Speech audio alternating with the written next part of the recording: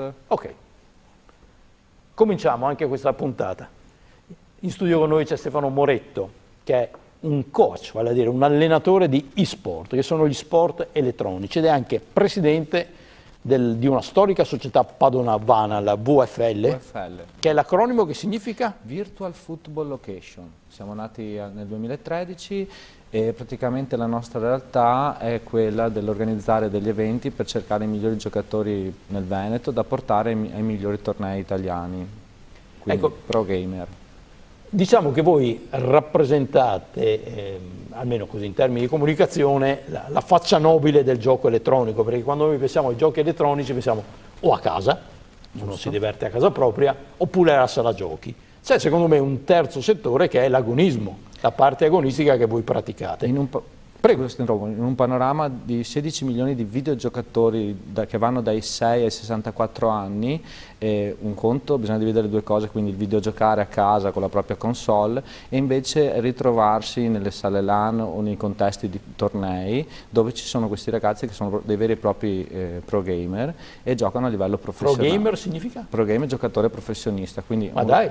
Certo, siamo arrivati a questi livelli ormai perché dal 2013 adesso anche le squadre di calcio si sono avvicinate, abbiamo avuto per primi la Sampdoria che ha il giocatore di rappresentanza, per non parlare poi della Roma, l'Empoli e quindi adesso di recentissimo anche c'è la squadra di Berlusconi, il Monza, che ha 2 giocatori pro gamer di rappresentanza e quindi questi ragazzi vengono ingaggiati e stipendiati dalle squadre per giocare a FIFA o PES o comunque giochi a livello calcistico se si tratta di squadra di calcio.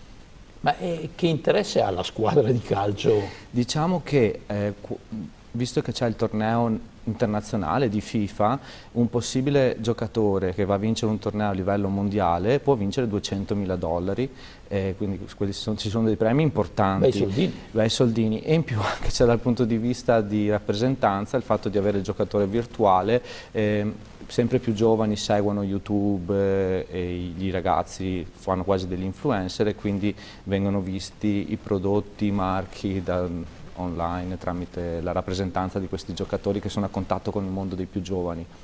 Dicevo all'inizio coach di allenatori, quindi di sport elettronici. C'è anche una federazione che è la Fedesport. Federesport è nata da 2 anni a questa parte e visto appunto che in Italia non è ancora riconosciuta questa cosa del giocatore semiprofessionale, professionale e si vuole mettere dei paletti per avere un'etica e un'impostazione del lavoro per poi arrivare ad essere riconosciuti dal CONI e quindi avere dei giocatori possibilmente olimpici sulle varie categorie. Adesso ci arriviamo. Certo.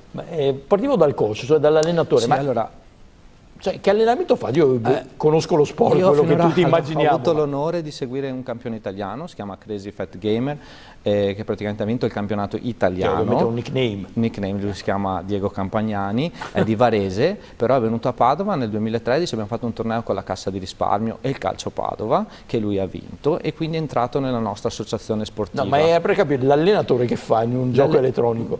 Tante volte è lo stesso, al momento abbiamo già il giocatore che ha il talento ed è capace di giocare, però alle volte lo stesso giocatore può trasformarsi, se un ragazzino è molto giovane e si avvicina al gioco, può spiegargli vari trucchi per migliorare ed essere sempre più forte.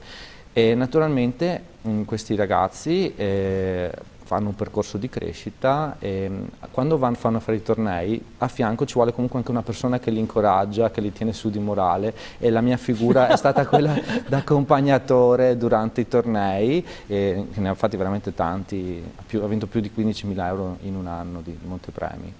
Quindi anche e quindi il coach, la figura del coach giocatore comunque, forte. Sì, cioè la figura del coach è quella che la affianca nel momento della concentrazione. Ma lei farebbe il salto nel professionismo?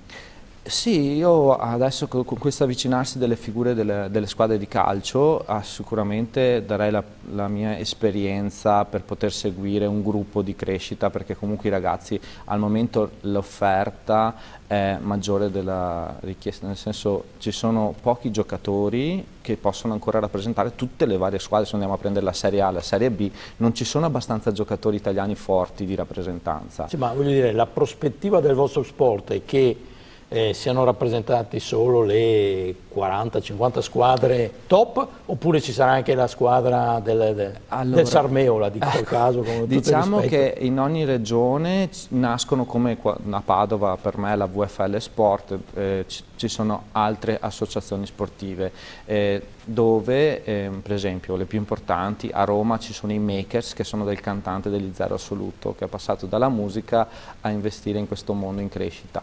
Ogni squadra ha un insieme di giocatori di rappresentanza, poi si può più o meno interfacciare con le altre realtà.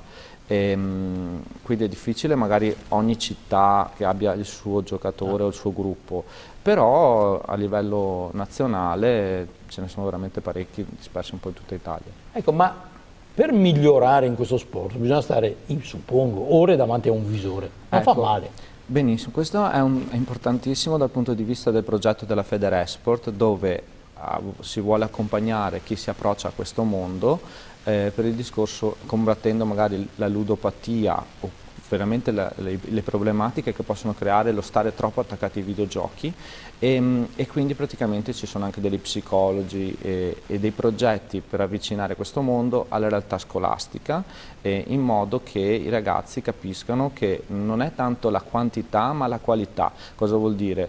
Se io gioco anche 2 ore al giorno ma di qualità, quindi essendo seguiti dalle persone esperte che mi fanno giocare contro delle persone molto forti, quindi c'è la preparazione a un torneo, si arriva a migliorare, mentre magari stare attaccati 4-5 ore è assolutamente dannoso e sconsigliato. Poi dopo ognuno ha il suo compito, io non sono psicologo, quindi sicuramente non posso dare questo tipo di consigli, però tramite la Federesport ci sarà questo progetto importantissimo.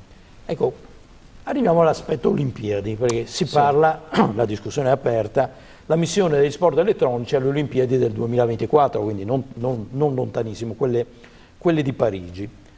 Io vengo e frequento il mondo dello sport vero, insomma, voglio dire, quello consueto, per cui per me io vi guardo un po' come dei marziani. Mi pare impossibile che alle Olimpiadi ci siano gli sport elettronici. Poi ho sentito un'intervista invece a Daniele Masala, campione olimpionico di pentathlon, che invece sostiene la possibile partecipazione degli sport elettronici. Fra l'altro facendo, devo dire, dei paragoni assolutamente calzanti, perché già nel CONI, se non vado errato, c'è la federazione di bridge, c'è la federazione scacchi, c'è quella di dama, insomma, che voglio dire, è entrata anche, scusa se lo interrompo, c'è anche la danza, per esempio, non ho parlato dei giochi, noi abbiamo Just Dance, quindi i ragazzi... No, ho capito, ma la differenza è che uno danzando si muove, francamente... Con il videogioco ci si muove danzando, nel senso la console ha una telecamera che ci riprende, per esempio noi siamo stati anche fortunati ad avere la campionessa italiana di Just Dance, si chiama Silvia Borella, che saluto, nel suo percorso addirittura ha perso oltre 30 kg ballando, e quindi praticamente diventa lo sport virtuale, può essere anche reale, perché comunque c'è un'attività fisica. Anche fra gli sport olimpici il tiro con l'arco non è il massimo del dinamismo, o anche l'equitazione, insomma, il cavaliere chi fa la fatica del cavallo forse verrebbe da pensare, per cui insomma si può ragionare di tante cose, ma quello che vorrei capire quali sono le discipline degli sport elettronici? Che finora abbiamo parlato di calcio, ma è tutto lì? No, abbiamo le moto, Formula 1, Just Dance, poi ci può essere hockey, basket, tutto quello che riguarda i videogiochi che noi conosciamo, che può essere avvicinato alle Olimpiadi. Tutti gli sport fisici potrebbero essere trasportati in maniera virtuale. Anche picchiaduro, quindi abbiamo la box e combattimento. Ci sono stati degli eventi a Roma con il Taekwondo avvicinato ai ragazzini che giocavano a Street Fighter e Tekken,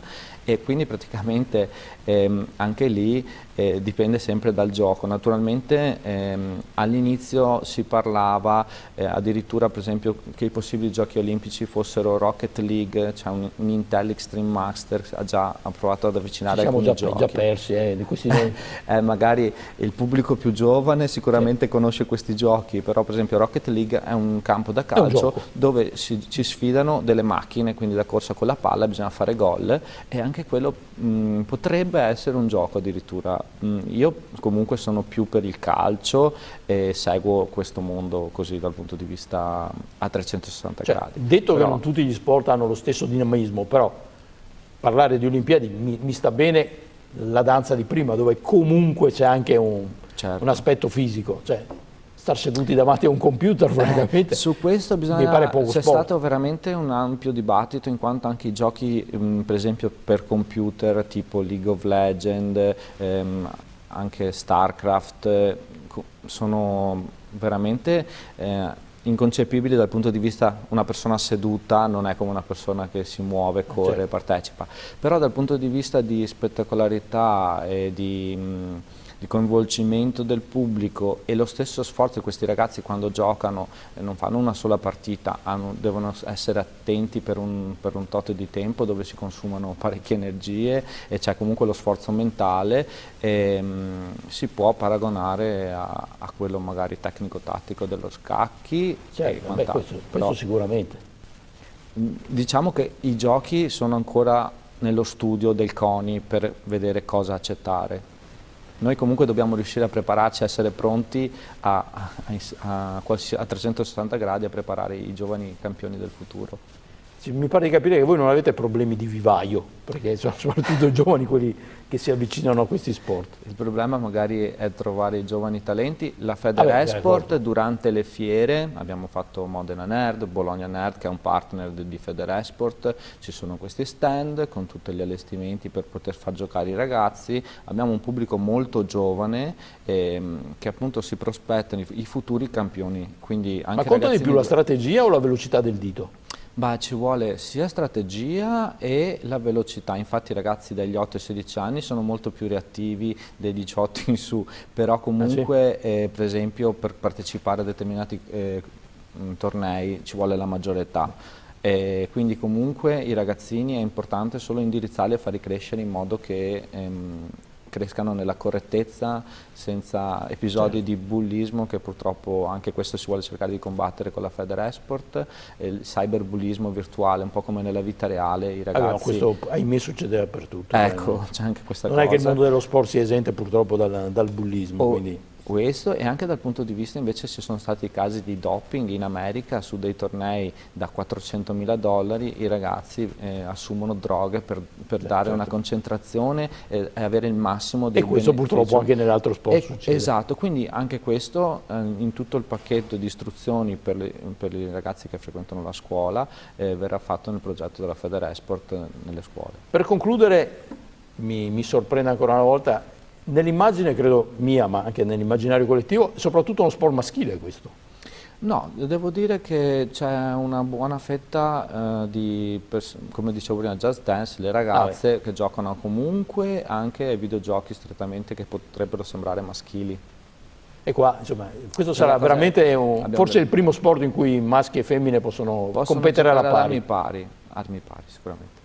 Grazie a Stefano Moretto, che ricordo essere coach di e-sport per la Federesport, che è la Federazione degli Sport Elettronici, e lui è anche presidente? Presidente della VFL Sport, una società padovana. Ecco, ma per concludere, dove si trova la VFL? Se uno vuole trovarvi, dove? Noi siamo online, perché dal punto di vista fisico abbiamo a Padova una sala LAN che si chiama Exas Gaming Café, dove spesso ci troviamo per allenarci e giocare insieme, anche creiamo parecchi eventi per il pubblico, quindi con i tornei di FIFA e PC Gaming. La potremmo assimilare a una palestra o uno stadio? Un mini stadio, anche se veramente piccolo, però si punterà soprattutto ad avere sempre più strutture più grandi dove lavorare. Grazie. Grazie a tutti. Alla prossima, in questo caso abbiamo parlato di sport elettronici perché nel 2024 potrebbero essere sport olimpico. Ci si vede. Arrivederci.